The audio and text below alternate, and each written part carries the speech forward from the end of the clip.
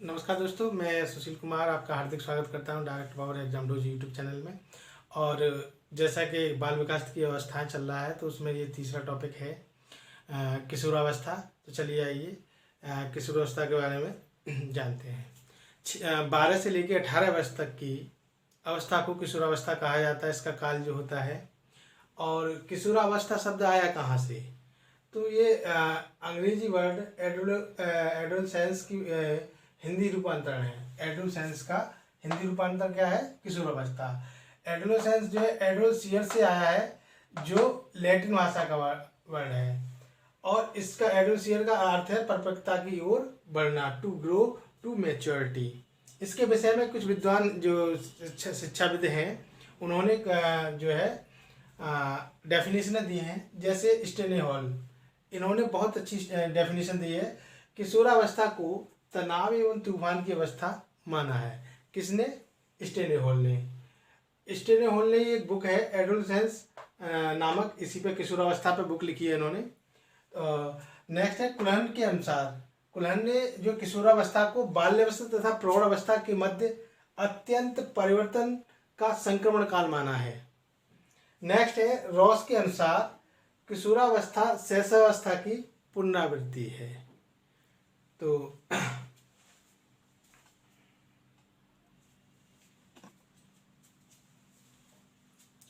इस अवस्था को संवेगात्मक उथल पुथल के कारण, तनाव की अवस्था होने के कारण कुछ मनोवैज्ञानिकों ने इसे समस्यात्मक अवस्था भी कहा, क्योंकि ये जीवन का बहुत कठिन काल है इस समय किशोरावस्था में।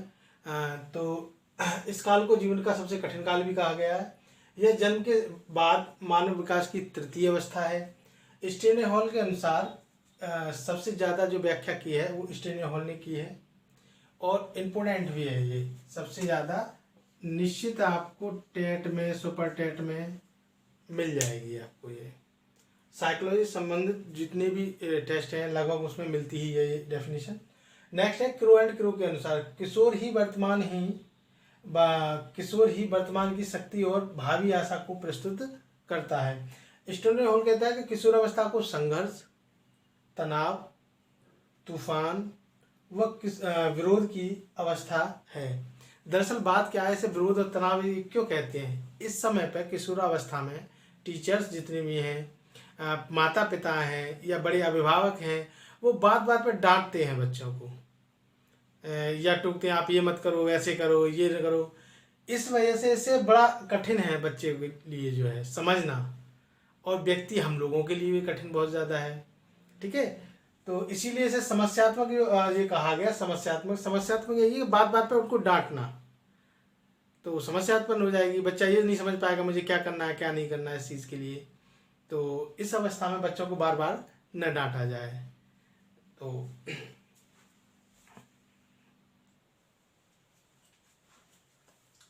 ब्लेयर एंड सिम्पसन के अनुसार किशोरावस्था के प्रत्येक व्यक्ति के जीवन में वह काल है जो बाल्यावस्था से के अंत में और प्रारंभ होता है और प्रौढ़ावस्था के आरंभ में समाप्त हो जाता है। उनका मानना यह है, ब्लेयर एंड सिम्पसन का, कि किशोरावस्था प्रत्येक व्यक्ति के जीवन में बाल्यावस्था की समाप्ति पर प्रारंभ होता है और प्रौढ़ावस्था की शुरुआत में समाप्त हो जाता है। आगे कहते हैं, जर्सील्ड कहते हैं कि किशोरावस्था वह समय है जिसमें विकासशील व्यक्ति बाल्यावस्था से परिपक्व अवस्था की ओर बढ़ता है।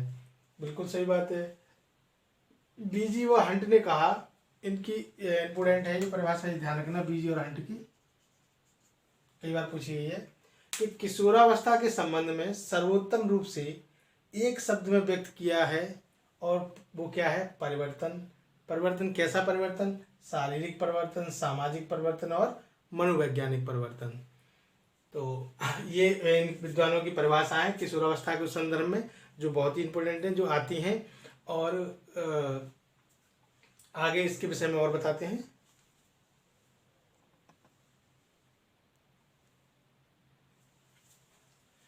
किशोरावस्थाओं की विशेषताओं के अंतर्गत क्या आता है? क्योंकि ये व्यवस्था जो है, अवस्था जो है, इस अवस्था में बहुत तेज़ी से परिवर्तन होता है। क्योंकि इस अवस्था की सबसे बड़ी समस्या क्या है कि किशोर तो ये समझता है कि मैं अपने परिपक्व हूँ, मैं समझदार हूँ, मैं बड़ा हूँ, लेकिन बड़े ये समझते हैं कि वो अभी परिपक्व नहीं है, अभी समझदार नहीं है इतना। ये समस्या है।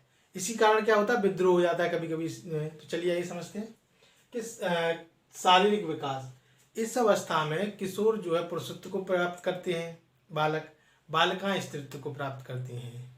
ठीक है।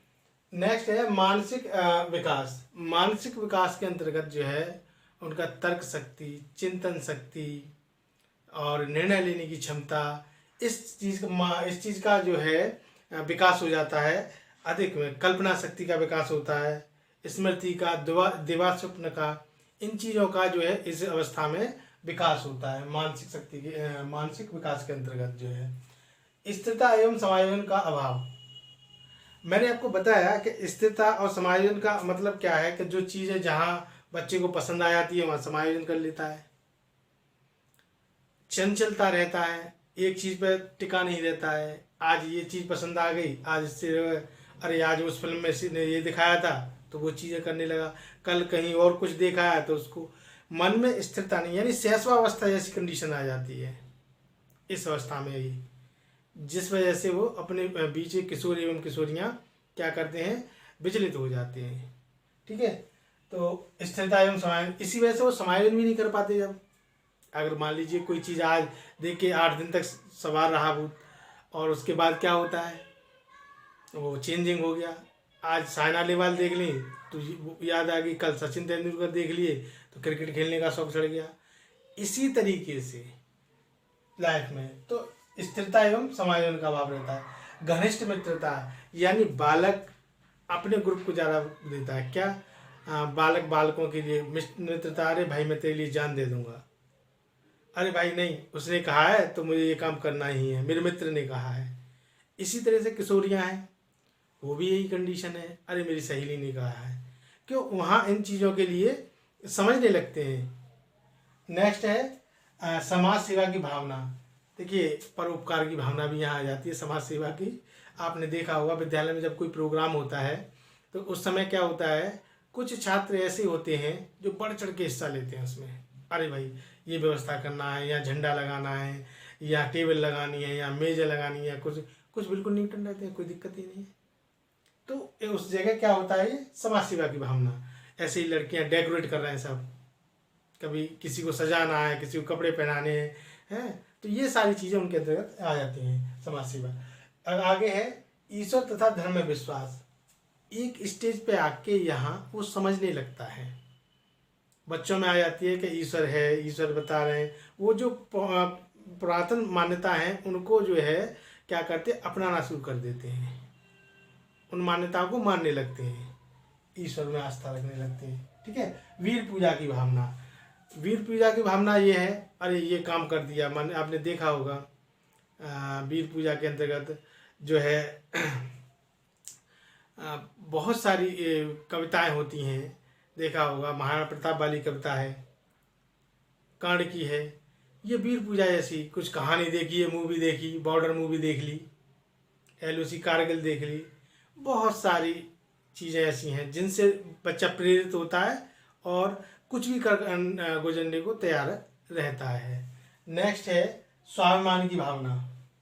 देखिए बच्चे में स्वाभिमान की भावना क्यों आ जाती है, बच्चा इतना बड़ा हो चुका होता है, मानते हैं वो जो है पूर्ण वयस्क या प्रौढ़ नहीं होता, लेकिन इतना समझ चुका होता है कि उसे अपनी इज्जत और बेइज्जती का ख्याल रहता है। तो इस अवस्था में बच्चे से कभी ऐसे शब्द नहीं बोलने चाहिए हम लोगों को या परिवार के लोगों को जिससे वो बुरा माने, उसे ऐसा लगे कि मेरी बेइज्जती हो गई। ये किशोर और किशोरी दोनों के लिए भी है। ठीक है ना।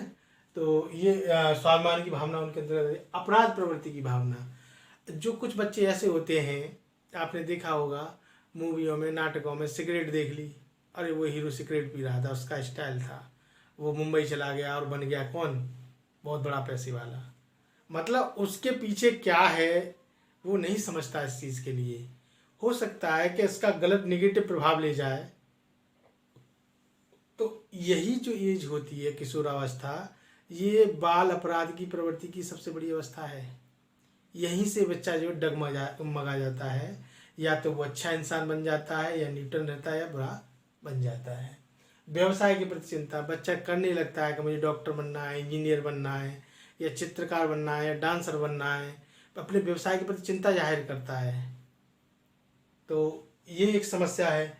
समस्या का व्यवसाय के प्रति चिंता है। समूह को महत्व मैंने बताया था आपको, तो वो अपने जो मेजॉरिटी को, जो अपने दोस्त होते हैं या जिनको वो चाहता है, उन सबको जो है इसके अंतर्गत रखता है।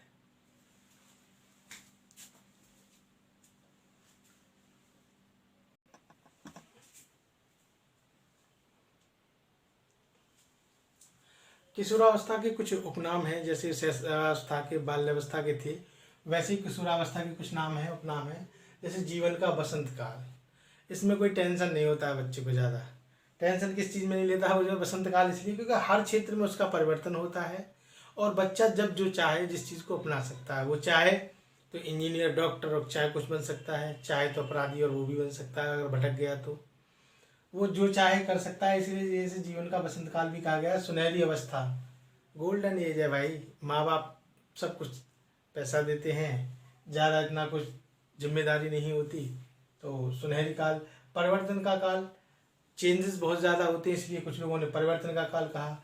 अपराधी जीवन के प्रारंभ होने का, मैंने कहा भटक जाता है जो बच्चा या गलत संगति में पड़ जाता है तो उसके दुष्परिणाम होते हैं। यहीं से अपराधी वालों का या अपराधियों का जो है जन्म होना प्रारंभ हो जाता है। क्योंकि इसके पीछे कई कारण हो सकते हैं, आर्थिक कारण भी हो सकते हैं, या लालच भी हो सकता है बच्चे का, या ज़रूरतें जो उसकी आवश्यकताएं पूर्ति न कर पा रहा हो इस वजह से भी हो सकता है। समस्यात्मक अवस्था, मैंने कहा था बच्चा अपने को क्या बड़ा समझने लगता है और माँ बाप उसको अभी भी छोटा बच्चा ही समझते हैं, तो वहाँ इतनी समस्या आ जाती हैं। एक बड़ी उलझन की अवस्था, वही चीज़ है जीवन का सबसे कठिन काल, बिल्कुल सही बात है। नया जन्म का काल, बिल्कुल सही, सारी चीज़ें अपने अपने विद्वानों ने कहा है। साथ ही मैं पिछली वीडियो में कुछ पुस्तकें भूल गया था लिखाना, जो एग्ज़ाम की दृष्टि से बहुत ज़रूरी हैं। तो चाइल्डहुड एंड सोसाइटी के लेखक जो है एरिक्सन हैं, मोटिवेशनल एंड पर्सनैलिटी के मैस्लो, एंड एडोलेसेंस के स्टेनहॉल हैं।